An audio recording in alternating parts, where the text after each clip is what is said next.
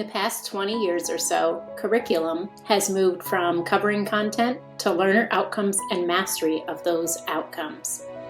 MCL is fully based upon learner outcomes and learner mastery. Learners and learning are the first focus of all 11 of the structural components.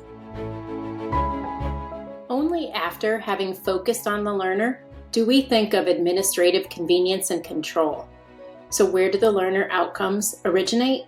Where do they come from? Better stated, how are they derived?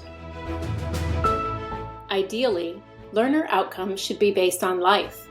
Where will the learners spend their lives, and how do we determine the learner outcomes required to best ensure a life of success?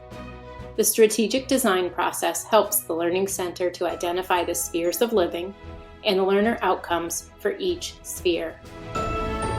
Here we can see the 7 spheres of living: relationship, cultural, global, civic, economic, learning, and in the center, personal. Here we see an example of a learner outcome for the personal sphere of living. Outcomes like this show what the graduate must know, be able to do, and be like.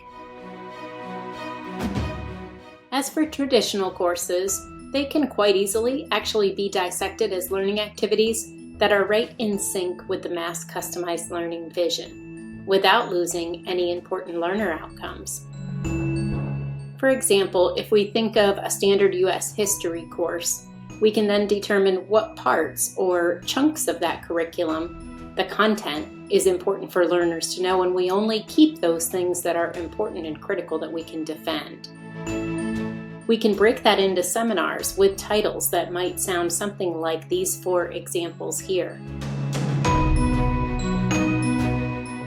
Then, in breaking that history course into seminars, we now can identify the learner outcomes for each of those seminars. In other words, what do we want the learners to know, be able to do, and be like after they've taken each seminar?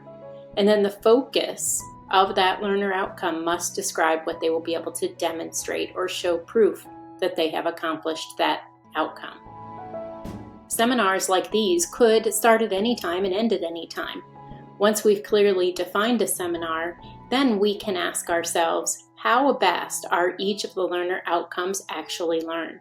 And how many hours will we need in order to accomplish those outcomes?